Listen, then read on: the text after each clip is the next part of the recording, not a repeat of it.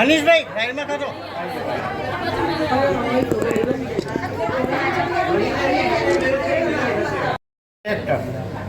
અખિલ કોટક કે જેઓએ આવા વિષય ઉપર ઘણી બધી ફિલ્મો બનાવી છે. આ ફિલ્મના એમના આપણે મંતવ્ય જાણીએ કે શૂટિંગ દરમિયાનના એમના અનુભવ કેવા રહ્યા, આ વિષય ઉપર એમને જે આ ફિલ્મ ડિરેક્ટ કરી છે, શું કહેવા માંગો છો? અત્યાર સુધીનું મેં જેટલા બી પિક્ચર બનાવવામાં મારા દિલની બહુ નજીક છે. બિકોઝ આ એક અલગ સ્ટોરી છે, એક ડિફરન્ટ સ્ટોરી છે, જેમાં જે આપણી ગવર્મેન્ટ અનહદ દિવસ રાત મહેનત કરે છે, બેટી બચાવો બેટી પઢાઓ, જેને બંને વસ્તુને અમે આવરી લઈએ છીએ. અને આને તમે કહી શકો કે આ પિક્ચર ઘણી બધી સત્ય ઘટનાઓ પરથી પ્રેરિત છે. બિકોઝ હજી ઘણી બધી જગ્યાએ બાળ વિવાહ થતા હોય છે અને એને અટકાવવા જોઈએ. બાળ વિવાહના એક દીકરી પર શું કેટલી અસર થાય છે બધું અમે આમાં દર્શાવેલું છે. અને અત્યારે સેકન્ડ વીકમાં બી અમને ઓડિયન્સનો ભરપૂર રિસ્પોન્સ મળી રહ્યો છે. એના માટે બધાનું થેન્ક યુ સો મચ. અને એક સરસ મજાનું મૂવી, એક એન્ટરટેનિંગ માધ્યમથી અમે લોકોએ આ મેસેજ પાસ ઓન કરવાની કોશિશ કરી છે. તો આઈ હોપ કે બધાને ગમશે. એમના તરફથી તમને કેવો સાથ સહકાર અને આર્ટિસ્ટ તરફથી કેવો રહ્યો? જો એક ડિરેક્ટર છે ને એક અદ્ભુત ફિલ્મ ત્યારે જ બનાવી શકે જ્યારે એમને છે ને એમના બે હાથથી એકદમ ફ્રી હેન્ડ હોય. એક છે પ્રોડ્યુસરના એન્ડથી અને એક છે એક્ટર્સના એન્ડથી. અને મને હું બહુ નસીબદાર માનું છું એ વાતમાં, હું મારી સેલ્ફને, કે આ પિક્ચર બનાવવા માટે મને મારા પ્રોડ્યુસરનો બી 100% ફ્રી હેન્ડ છે અને પ્લસ મારા આર્ટિસ્ટનો અનહદ મને સપોર્ટ છે. ત્યારે અમે એક complete entertaining movie with a social message અમે તમારી સામે રજૂ કરી શક્યા છીએ. આ પિક્ચર દરમિયાન કોઈ એવો પ્રસંગ જે યાદગાર બની ગયો હોય? એકચ્યુઅલી આ પિક્ચર છે ને અમે લોકોએ એવા સર્કમસ્ટાન્સીસમાં પ્રોપર ગામડામાં શૂટ કર્યું છે ત્યારે ભેજની ગરમી બહુ હતી અને એ ટૂંકમાં અમે લોકો ગમે એટલા કુલર મૂકતા પણ એ ગરમીને જે સહન કરવી બહુ અઘરી હતી. તો એક બધા માટે એક બહુ યાદગાર પ્રસંગ હતો કે યાર આ ગરમીમાં પહેલી વાર લાઈફમાં અમે બધાએ કામ કર્યું હતું. બહુ મજા આવી હતી અને સાથે સાથે બહુ ટૂંકમાં ઇરિટેટ થતા બહુ આ ગરમીના લીધે. તો બધાને બહુ ટૂંકમાં અમે ચીડવતા મજા આવતી. Okay done. ક ખ ગના આપણા પિક્ચરના મુખ્ય હિરોઈન કે જેમણે એક સારો મેસેજ આપ્યો છે આ પિક્ચર દ્વારા, એવા મોનાબેન પાસેથી આપણે ફિલ્મ વિશેની થોડીક જાણકારી મેળવીશું.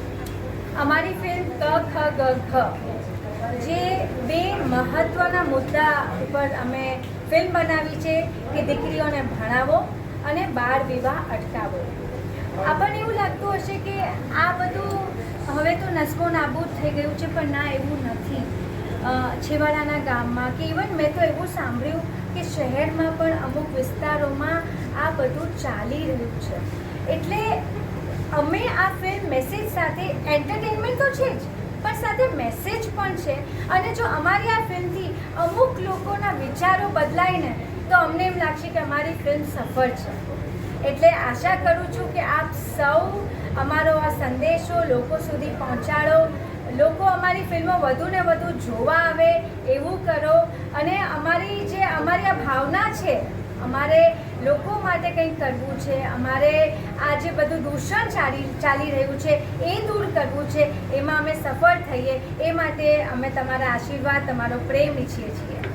સમાજ જાગૃતિ માટેનું આ એક નવા વિષય ઉપર બનેલી ફિલ્મમાં અખિલભાઈ જે ડિરેક્ટર છે એમના તરફથી કેવું રહ્યું અને પ્રોડ્યુસર દ્વારા તમને કેવું સપોર્ટ રહ્યો? યસ, એટલે પ્રોડ્યુસરની હિંમતની દાદ દેવી પડે કે એમણે આવી ફિલ્મના વિષય ઉપર ઇન્વેસ્ટ કર્યું, પૈસા નાખ્યા, ફિલ્મ બનાવી. It's a very big thing. નહીં તો બધાની જેમ એ પણ સેફ રમી શકતા હતા કે હા અમે કોમેડી ફિલ્મ બનાવશું કે રોમેન્ટિક બનાવશું કે હોરર, થ્રિલર, આવું કંઈ બનાવશું જે અત્યારના યુથને બહુ જ ગમે છે. પણ નહીં, એમણે આ વિષય પર ફિલ્મ બનાવી કે નહીં, અમને સમાજમાં જાગૃતિ લાવવી છે.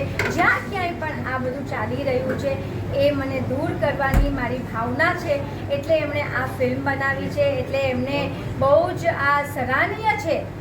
રાજભા અમારા જે પ્રોડ્યુસર છે એમને તો બહુ જ આપણે કોટી નમન કરવું જોઈએ. અને અમારા ડિરેક્ટર અખિલ કોટક, જેમનું આ વિઝન હતું કે મારી આ ફિલ્મ, એમણે લખી છે ફિલ્મ રાઇટર સાથે મળીને.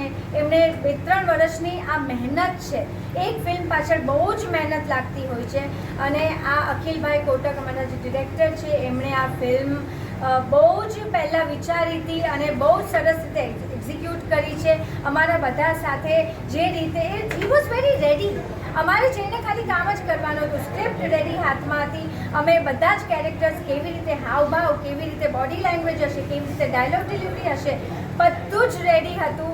એટલે it's a very rare thing કે બધું ડિરેક્ટરે હોમવર્ક કરેલું હોય અને જે રીતે આટલી નાની બાળકી, વિચારો પહેલી વાર જે કામ કરી રહી છે દીકરી, એની પાસે આ સ્તરનું કામ લેવું એ એક સારો ડિરેક્ટર જ કરી શકે છે.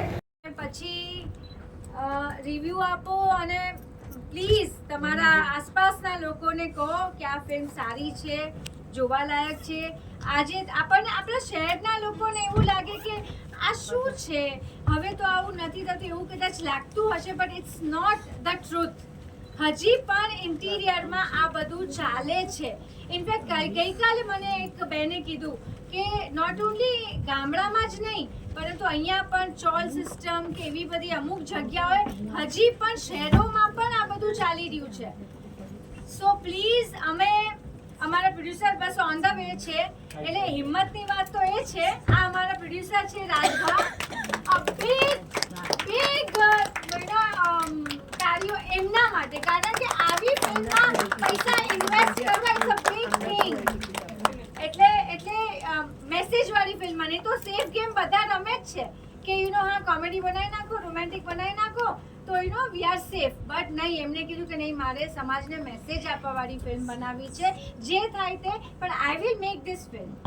સો અને અમારા ડિરેક્ટર અખિલભાઈ કોટક, જેમનું આ વિઝન હતું, જેમણે આ ફિલ્મ બનાવીને આજે નાની બાળકી છે જે તમે દીકરી જોઈ, એના પાસેથી આ રીતનું આ પ્રકારનું કામ કઢાવવું it's a very big thing.